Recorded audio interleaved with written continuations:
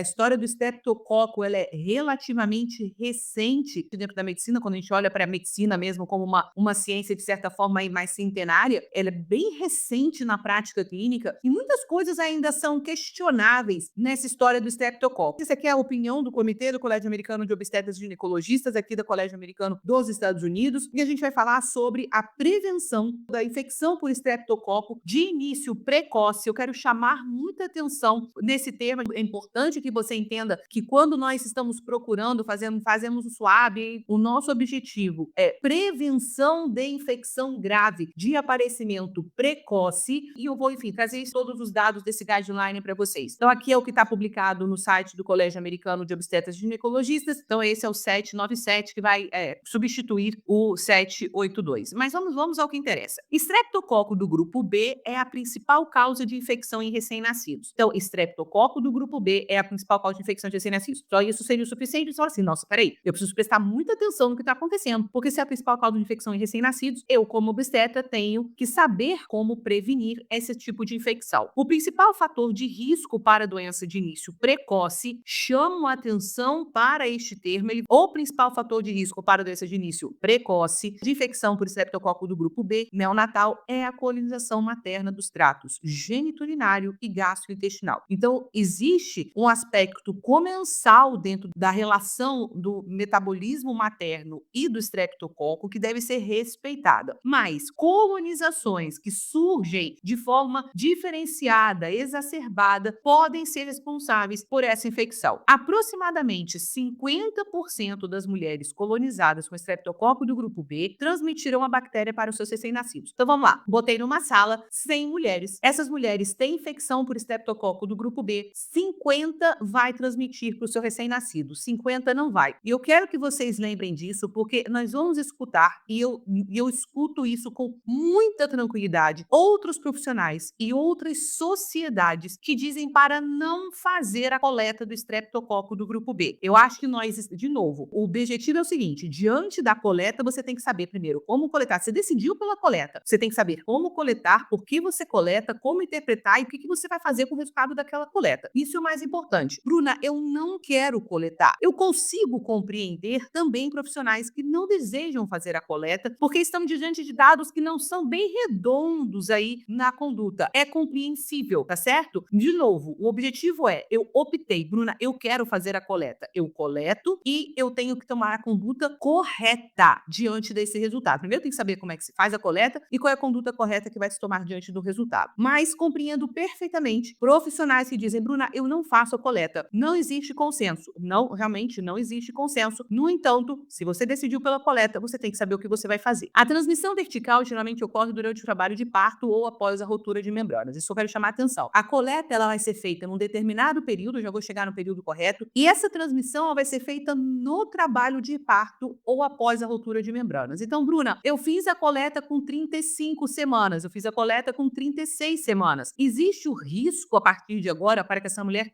faça a transmissão? Vejam, o risco existe no trabalho de parto e na ruptura de membranas. Bruna, lá em 1973, quando os primeiros casos de infecção por estreptococo do grupo B, que é o Streptococcus galacti, foram descritos, os casos eram de meningite, não necessariamente as mulheres tinham entrado de parto. Eram, sei lá, 44 crianças que tinham sido avaliadas. Aquele momento era diferente do que nós estamos vendo hoje. Então, muito cuidado, porque nós temos que interpretar os dados de acordo com o momento, a ação clínica e o rastreamento. Aquelas crianças da década de 70 têm um perfil distinto do que nós estamos falando hoje. A implementação de diretrizes nacionais para profilaxia antibiótica intraparto não é antes do parto, não é depois do parto, é intraparto. Eu quero chamar a atenção porque são dos equívocos mais frequentes que eu encontro nas mensagens de Instagram, nas dúvidas que os meus alunos me mandam quando fazer a profilaxia. No parto, ponto. No parto. Não é antes e não é no parto.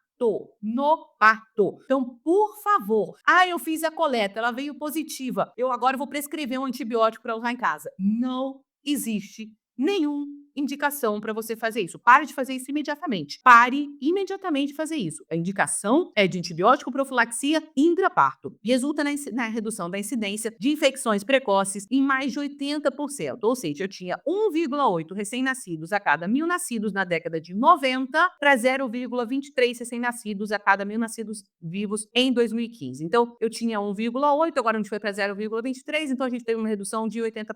Tá, mas vamos lá. 1,8 e 0,23 a gente pode alcançar. Peraí, mas esse número não é tão expressivo. Eu tenho, por exemplo, muito mais mulheres em deficiência de ferro, eu tenho muito mais mulheres com diabetes gestacional, eu tenho muito mais mulheres com pré-eclâmpsia, eu tenho muito mais mulheres que vão ter parto prematuro e iatrogênico, sem dúvida nenhuma. Então, essa é uma argumentação de números que os profissionais que argumentam contra a coleta, de novo, eu também compreendo. Eu acho que nós estamos aqui tendo que equilibrar informações numa balança, mas, diante da coleta, você tem que saber o que é feito e de forma adequada. As principais medidas obstétricas necessárias para a prevenção eficaz da infecção precoce continuam a incluir a triagem pré-natal universal da cultura vaginal retal. Não existe, neste momento, uma paciente que você vai dizer que essa paciente é alto risco. Paciente de alto risco, uma que já teve Streptococcus galacti identificado numa cultura anterior. Por quê? Porque é diferente, por exemplo, quando a gente vai fazer rastreamento de pré-eclâmpsia. O rastreamento de pré-eclâmpsia é quando o paciente tem obesidade, fertilização in vitro, é ovulação, a paciente tem diabetes tipo 2, a paciente tem hipertensão arterial crônica, a paciente tem história familiar. Não são esses os fatores de risco. Os fatores de risco aqui, basicamente, é estar grávida, certo? E ter uma cultura, obviamente, positiva